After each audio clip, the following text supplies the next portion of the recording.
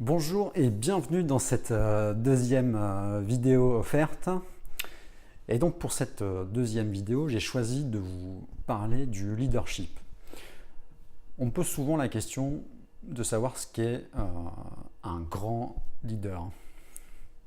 Alors déjà pour commencer, avant d'être un grand leader, on va déjà commencer par être un leader.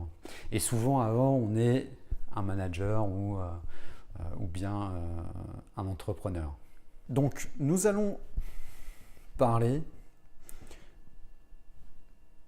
du leadership et de comment développer son leadership, quels sont les talents et quelles sont les qualités que l'on reconnaît chez la plupart des leaders. Alors vous avez déjà entendu parler de ce mot leader, souvent ce sont des leaders d'exception. On peut citer par exemple Winston Churchill, un grand leader britannique, un grand dirigeant britannique. En France, on a Charles de Gaulle. Donc là, ce sont de grands dirigeants historiques et de grands leaders historiques. Ce sont les circonstances qui ont fait que ces hommes qui étaient déjà des leaders, qui leur ont permis de devenir des leaders d'exception. Si on prend De Gaulle par exemple avant la débâcle française, il faisait déjà partie du gouvernement français et il était général de division. Donc déjà quelqu'un qui avait l'habitude du commandement et de gérer une multitude d'hommes. Si on prend Churchill, quand il devient Premier ministre en 1940, Churchill a depuis le début du XXe siècle été plusieurs fois ministre de la Marine, ministre de l'Air. Il a été également ministre des Finances, ce qui n'a pas été une réussite d'ailleurs. Donc ce sont déjà des hommes qui étaient qui étaient déjà de base des leaders. Ce qui a fait qu'ils sont devenus exceptionnels, ce sont les circonstances. Car j'ai pris ces deux hommes parce que ce sont deux hommes qui ont résisté. L'Angleterre a résisté à l'Allemagne nazie durant toute la guerre de 39 à 45 et sous l'impulsion de Churchill d'ailleurs.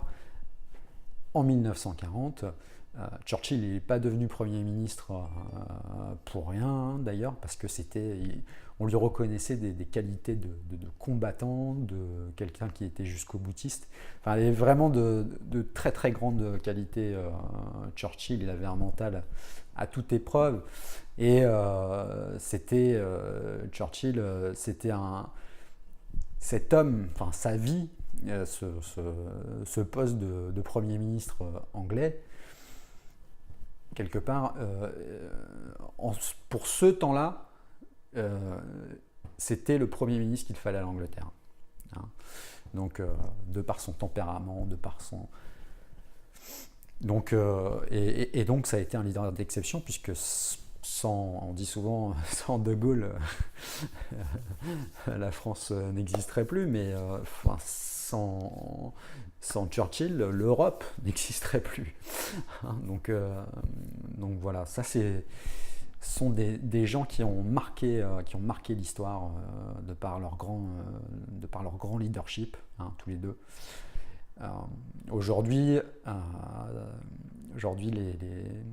les leaders d'exception aujourd'hui, ce sont plutôt de grands entrepreneurs, puisque heureusement on vit dans un monde en paix. Et là, j'en citerai deux, et je ne vais pas être très original, puisque ce sont les deux qui reviennent le plus souvent, Steve Jobs et Elon Musk dernièrement, qui est toujours en activité et qui a toujours des projets un peu fous. Tout le monde se dit mais qu'est-ce qu'il fait, et au final il y va. C'est assez incroyable. Bon, bah, ces entrepreneurs-là, ils ont créé, ils ont bâti, ils ont pris des risques. Euh, c'est Steve Jobs qui a créé Apple. Il l'a dirigé pendant plusieurs années. Il a été mis au banc de son conseil d'administration, qui l'a gentiment remercié dans les années, fin des années 80, début des années 90, il me semble. Et il est revenu triomphalement après avoir eu une grosse réussite avec Pixar. Les studios Pixar, c'est Steve Jobs. Il a été rappelé par ce même conseil d'administration et il a fait d'Apple la première capitalisation boursière au monde. Donc là aussi, un très grand dirigeant, un très grand leader d'exception. Elon Musk, c'est un parcours un petit peu différent, même si on peut trouver des similitudes. C'est un Sud-Africain à l'origine qui est à l'origine de PayPal. Il a revendu toutes ses parts de PayPal et il a réinvesti dans SpaceX, qui est assez connu aujourd'hui, puisqu'il met en orbite des satellites, etc. Donc il a injecté tout ce qu'il avait de chez PayPal, il a tout mis sur SpaceX. Et il faut savoir que il a essayé de mettre, alors je ne sais plus si c'est 3 ou 4 fois, faudra que je vérifie, mais il a essayé d'envoyer en orbite des satellites, notamment sa capsule, 3 ou 4 fois. Et en fait, ça a été un désastre pour ces 3 ou 4 fois. Et la dernière fois, il a refait un essai. Et là, il a réussi, et heureusement, parce que sinon, il était ruiné. Donc la persévérance, je crois que c'est une qualité qu'on peut reconnaître chez tous ces grands dirigeants, qui sont tous ces grands leaders, qui sont tous convaincus qu'ils vont, quoi qu'il arrive, réussir contre vent et marée. Et c'est assez exceptionnel. Alors on peut se demander qu'est-ce qui fait que ces hommes, là c'est que des hommes, mais j'aurais pu prendre un exemple de femmes, mais qu'est-ce qui laisse penser que ces hommes ou ces femmes d'exception deviennent des leaders d'exception. Bon, on l'a vu, des fois c'est un contexte catastrophique. Là pour Churchill et De Gaulle, c'est la Seconde Guerre mondiale. Pour Elon Musk et pour Steve Jobs, c'est cette force qu'ils ont en eux qui les pousse à donner le meilleur d'eux-mêmes et à produire, pour Apple par exemple, les meilleurs produits du monde pour tous les utilisateurs. Pour Elon Musk,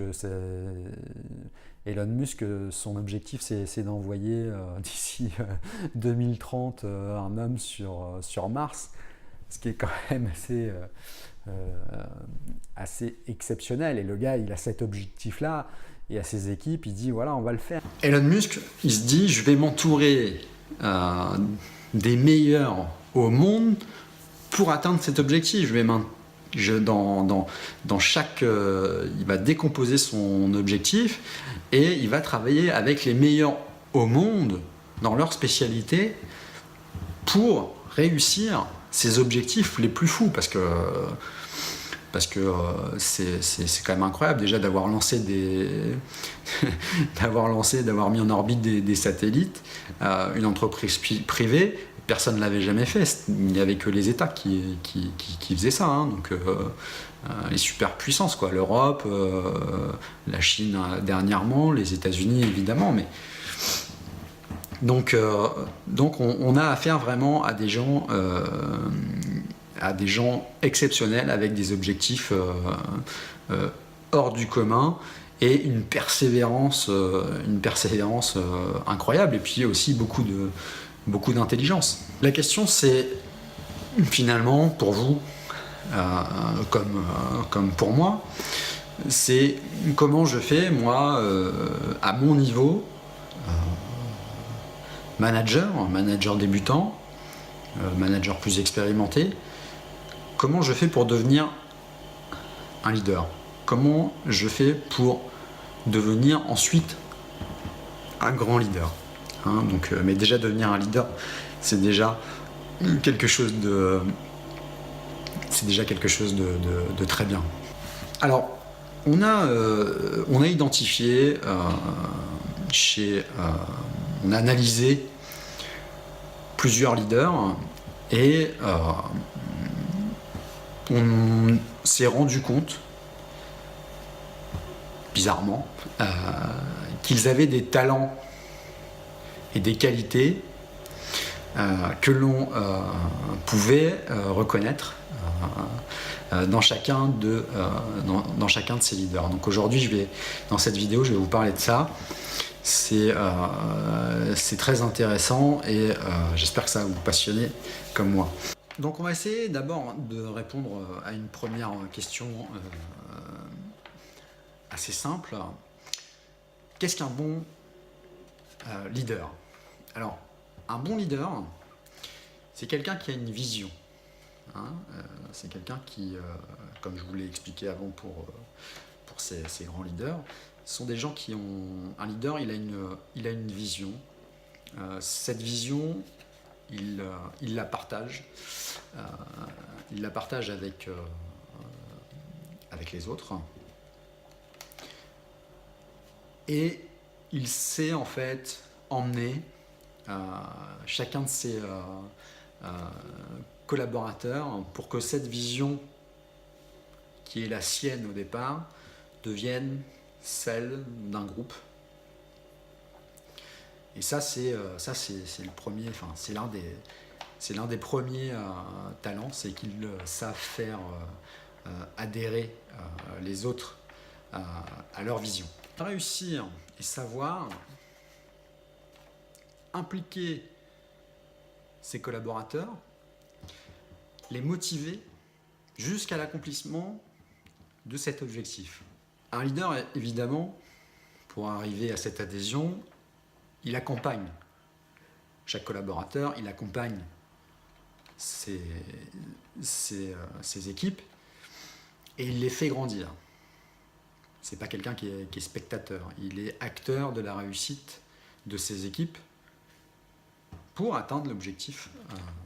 Évidemment, il va ramer avec ses collaborateurs dans la même direction pour atteindre ses objectifs. Pour autant, il n'oublie pas de leur donner les moyens, parce que même si on a la plus grande volonté du monde, sans moyens, on ne fait pas grand-chose. Donc évidemment, il donne les moyens à ses collaborateurs pour qu'ils réussissent. Je vous l'ai expliqué dans la première vidéo. Un leader, c'est quelqu'un qui sait s'entourer et c'est quelqu'un qui s'entoure de personnes qui sont leaders également. C'est pas quelqu'un qui va s'entourer de béni oui. Un grand leader, c'est quelqu'un qui est pas dupe.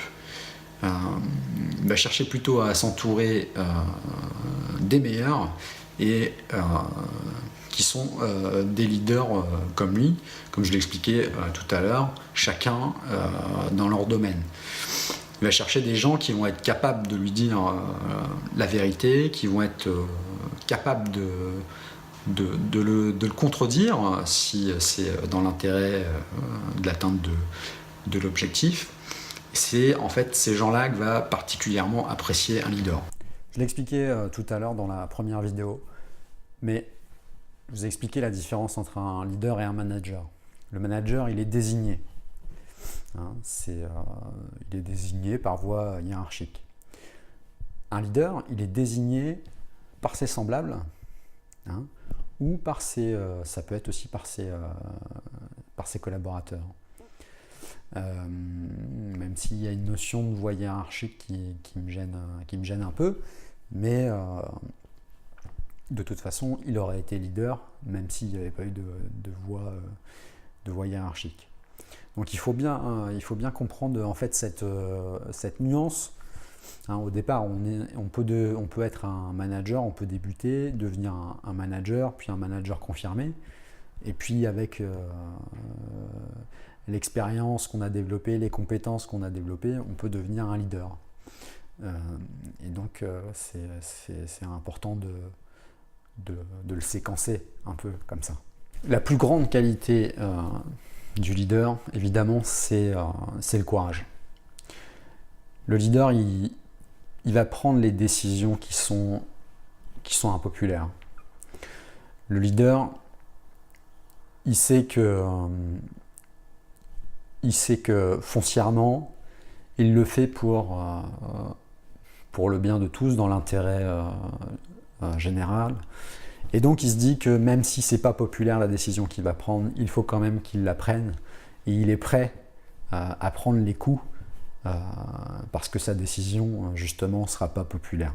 Donc on en discutera dans ce qui va venir, mais évidemment, le courage, c'est la première qualité.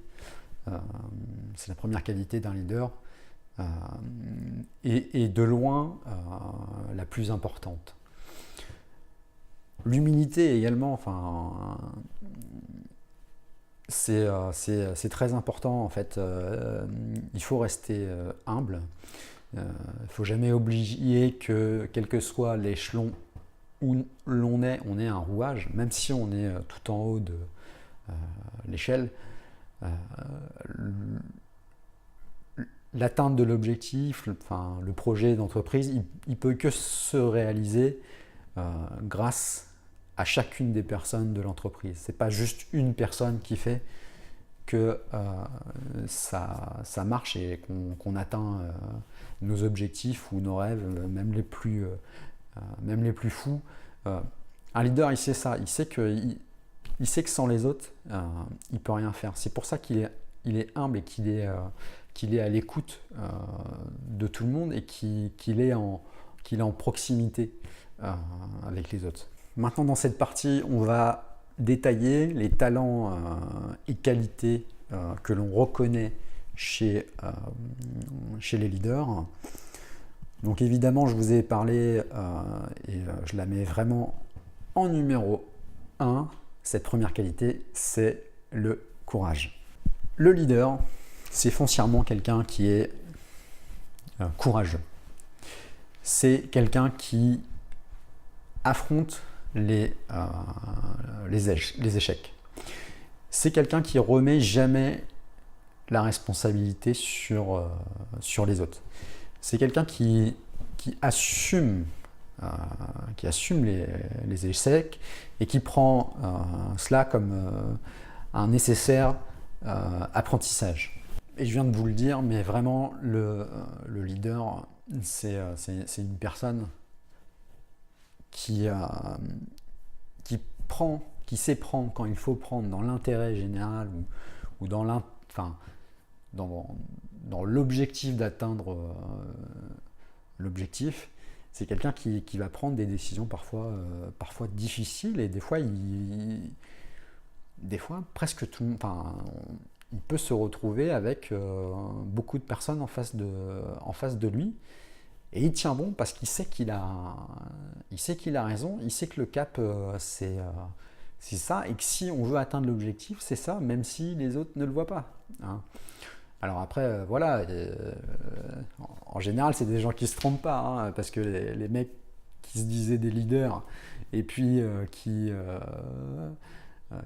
tiennent contre vents et marées, contre tout le monde, et puis contre ça existe aussi, mais là, ils se ramassent. Hein, là, on parle des leaders qui réussissent. Hein. Donc voilà, parce que sinon, ils n'existent plus, les autres, ils ont raté, donc c'est plus des leaders. Mais voilà, ils savent tenir le choc, même si c'est compliqué. Alors la deuxième qualité, deuxième talent, c'est évidemment la communication. Et puis j'ai envie de dire la communication la communication efficace. Ben oui, parce qu'il va devoir inspirer et motiver ses équipes. C'est lui qui va faire en sorte que se crée le lien à l'intérieur de l'équipe, avec lui et avec tous les collaborateurs de l'équipe. Tout à l'heure, on a parlé d'humilité, mais on pourrait parler aussi de générosité. Le leader, c'est pas quelqu'un qui va s'attribuer tous les mérites de sa réussite ou de ses réussites. C'est pas quelqu'un qui va étaler ça. Hein. Il va plutôt au contraire mettre en avant des personnes, et il sait à quel moment il peut les mettre en avant. Quatrième talent, quatrième qualité, j'en ai parlé tout à l'heure, je vais pas développer plus, l'humilité. C'est quelque chose qui est en fait assez naturel. Chez lui, il le fait vraiment sans se forcer. De toute façon, s'il se forçait, évidemment, ça se verrait. C'est quelqu'un qui, évidemment, est lucide sur lui-même et sur les autres. Il connaît ses forces, connaît ses faiblesses, et il sait exploiter les qualités et les compétences des autres. C'est quelqu'un qui sait vraiment accompagner ses collaborateurs individuellement. Il connaît en fait la motivation, il connaît vraiment les motivations de chacun de ses collaborateurs, et il ne fait pas l'erreur de manager ses collaborateurs comme il voudrait que lui soit managé. Il sait pertinemment que nous avons tous des motivations et attentes différentes. Le leader, il est passionné. C'est quelqu'un qui est enthousiaste. C'est quelqu'un qui cherche à communiquer son enthousiasme. C'est vraiment une caractéristique que l'on retrouve chez tous, parce que d'une part, si on n'est pas enthousiaste, on ne peut pas être un leader, quoi. Enfin, c'est impossible. Alors je voulais expliquer tout à l'heure un manager inspirant, un leader. C'est une personne qui a vraiment une vision très claire de ses objectifs, d'où il veut aller. C'est quelqu'un qui sait très bien partager tout cela avec tout le monde, et il sait faire adhérer son équipe et que ses équipes s'approprient justement cette vision. Il explique d'où on part, il dit où on va, quel sera le rôle de chacun, et il laisse tranquillement les gens s'approprier cette vision, son rôle, et du coup s'approprier tout simplement cette vision sans l'imposer. Alors le leader, c'est forcément quelqu'un d'authentique. L'authenticité, c'est une qualité qu'il a. C'est quelqu'un qui va dire ce qu'il fait, et il va faire ce qu'il dit.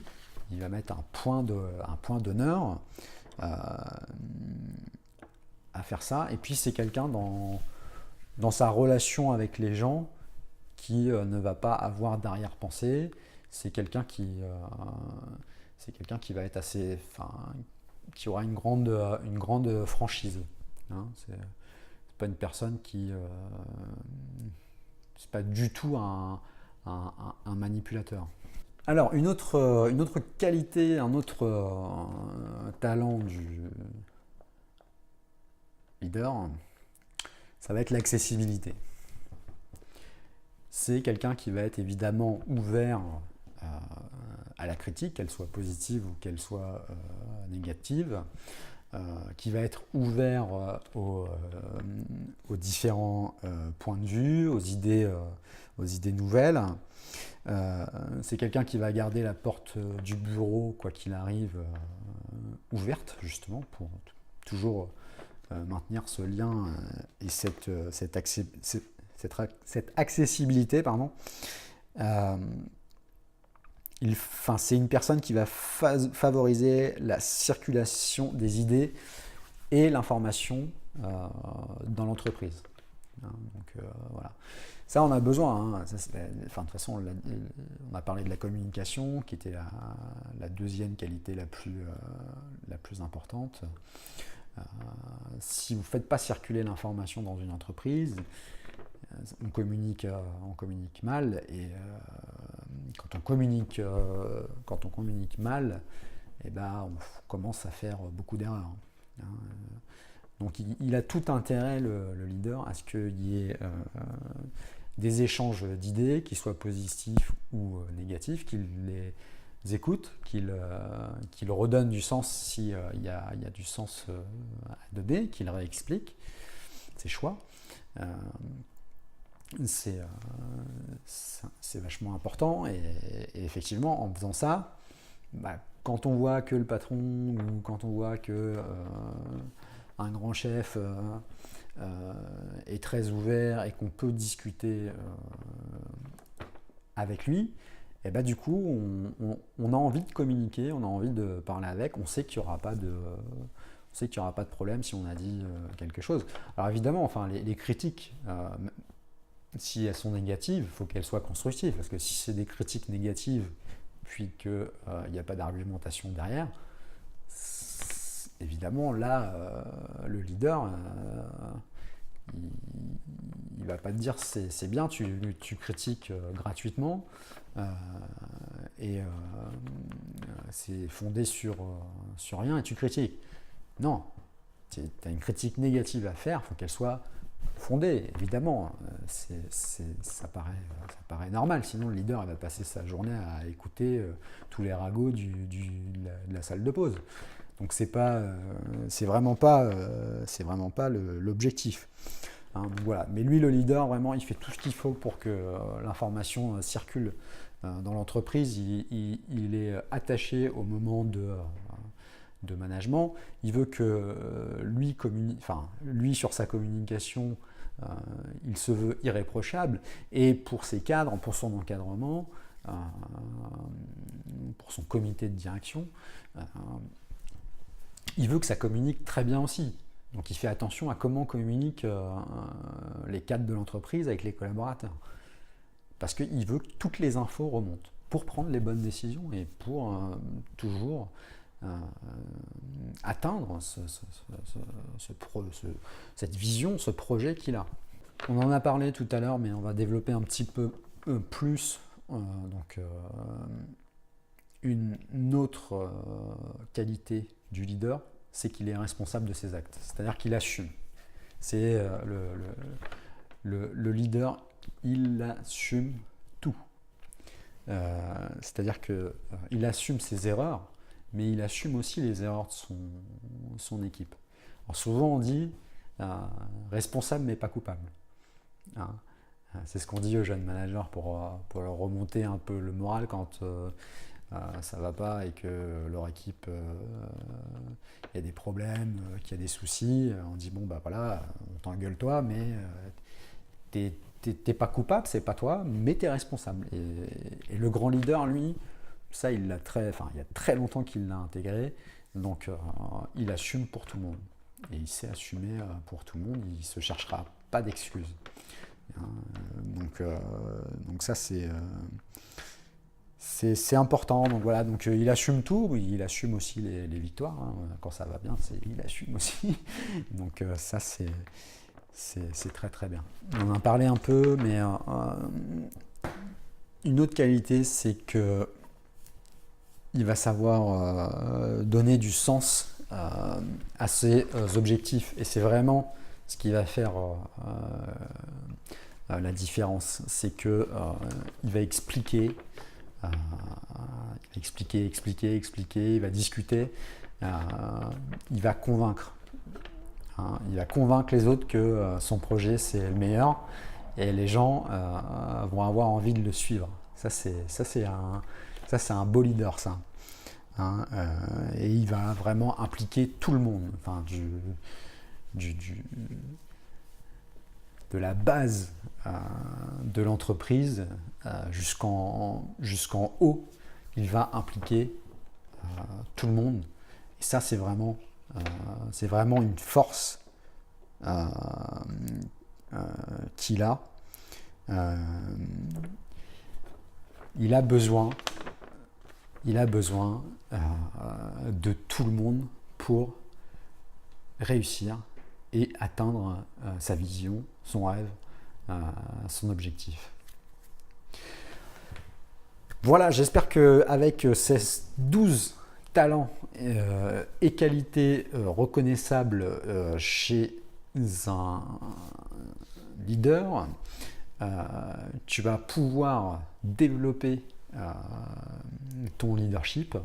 J'espère que ça va t'aider à développer ton leadership, te faire réfléchir, te poser des questions. C'est vraiment, je crois que si tu développes, si tu progresses dans chacune, alors là j'ai parlé de 12 qualités et talents, je crois que si tu progresses pas à pas, un tout petit peu, sur chacun de ces items, tu peux devenir un vrai leader.